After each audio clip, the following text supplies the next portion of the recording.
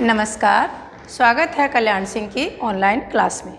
आज हम पढ़ने जा रहे हैं कक्षा 10 की विज्ञान, जिसका हमारा पहला अध्याय है भोजन एवं मानव स्वास्थ्य। इस पाठ को हम पूर्व में 2 वीडियो में चर्चा कर चुके हैं और हमने ये चर्चा की कि असंतुलित भोजन लेने से मानव शरीर पर या हमारे शरीर पर बुरा प्रभाव पड़ता है।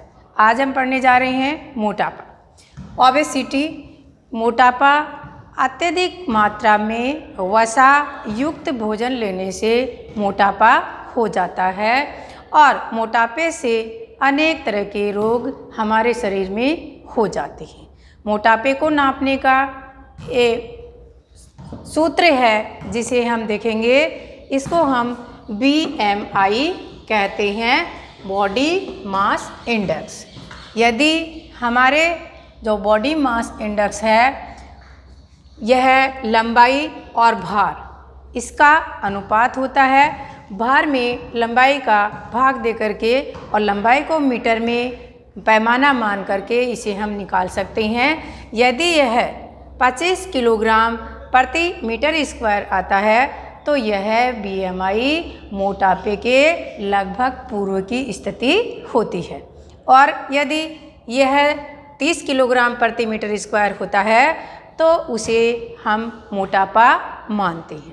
मोटापे के कारण शरीर में अन्य तरह के रोग हो जाते हैं। इससे जीवन की दैनिक क्रियाएं संपादित करने में हमें मुश्किलों का सामना करना पड़ता है। मोटापे को दूर करने के लिए संतुलित मात्रा में, उचित मात्रा में भोजन ग्रहण करना आवश्यक है, जिसमें सही अवयव पूर्ण रूप से जहाँ आवश्यकता हो शरीर को उतने अनुपात में होने चाहिए। मोटापे को कम करने के लिए डॉक्टर शारीरिक क्रियाएं अधिक से अधिक करें, गतिविधियां करें, खेल कूद में भाग लें, व्यायाम करें और इस तरह से हम अपने शरीर को स्वस्थ और फिट रख सकते हैं। अगला हमारा जो टॉपिक है रक्तचाप, ब्लड प्रेशर। ब्लड प्रेशर का जो मान है सामान्य व्यक्ति में यह 120 और 80 मिलीमीटर माना गया है। इसको 120 जो पैमाना है वह उसे सिस्टोलिक कहते हैं और सिस्टोलिक दाब वह दाब होता है जब हमारा हृदय रुधिर को वाहिनियों में पंप करता है और उस समय हमारे शरीर का रक्तचाप या ब्लड प्रेशर 120 मिलीमीटर होता है। और जब हमारा हृदय पंप करने के बाद में शिथिल हो जाता है तो वह डायस्टोलिक दाब कहलाता है और डायस्टोलिक दाब सामान्य व्यक्ति में 80 मिलीमीटर होना चाहिए। यह जो सामान्य व्यक्ति है उसमें 90 से 120 सिस्टोलिक दाब पारे पर मिलीमीटर सिस्टोलिक दाब सामान्य व्यक्ति में होता है।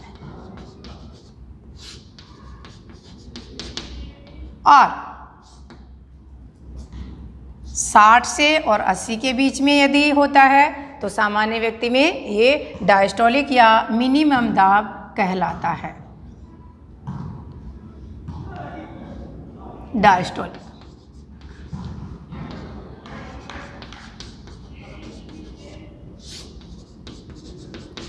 यदि निम्न जो रक्तचाप है उसमें अनेक तरह की परेशानियां हो सकती हैं, तो स्वस्थ व्यक्ति का दाब सामान्यतः इतना होना चाहिए, यानी यदि इससे कम है तो वह निम्न रक्तचाप कहलाता है और यदि 120 से अधिक है तो वह उच्च रक्तचाप कहलाता है। इससे बचने के लिए डॉक्टर सलाह देते हैं कि नियमित रूप से 30 मिनट तक पैदल चलना चाहिए, तेज़ तेज़ कदमों से चलना चाहिए, व्यायाम करना चाहिए और योगा करना चाहिए। इससे हम हमारे शरीर का दाब उचित और संतुलित बना पाएंगे और ब्लड प्रेशर को हम सामान्य स्तर पर ला पाएंगे।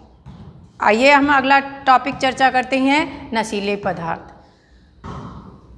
क्षण भर के आनंद के लिए नशीले पदार्थ काम में व्यक्ति लेता है और इसका दुष्प्रभाव हमारे शरीर पर साफ दिखाई देने लगता है। धीरे धीरे यह आदत या लत के रूप में सामने आता है और इससे अनेक तरह के रोग हो जाते हैं। नशीले पदार्थ लेने से कैंसर जैसे भयानक रोग भी हो जाते हैं। तो सबसे पहले हम चर्चा करेंगे जो नशीले पदार्थ हैं उनमें गुटखा।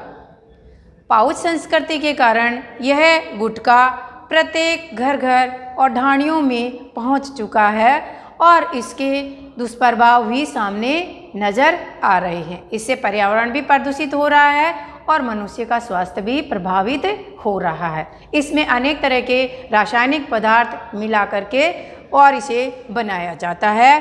तो सुपारी के जो टुकड़े हैं उनको कत्था, चूना, संश्लेषित खुशबू इसमें डालते हैं और धातुओं के वर्क इसमें डाल करके गुटखे को बनाया जाता है। और गुटखे से जो रोग हो जाता है, मुँह में गुटखा खाने से तम्बाकू और जर्दा ये भी कई लोग ग्रहण करते हैं और इससे मुँह का रोग हो जाता है। मुँह की मांसपेशियाँ, जबड़े की मांसपेशियाँ कठोर बन जाती हैं और इससे जबड़ा सही तरीके से नहीं खुल पाता।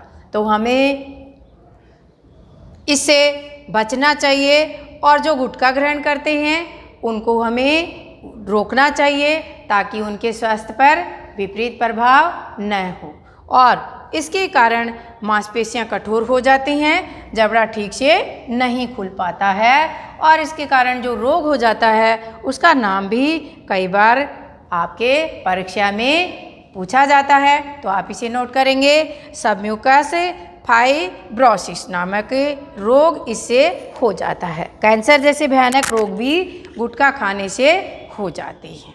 अगले जो नशीले पदार्थ हैं हम अगले क्लास में चर्चा करेंगे। धन्यवाद।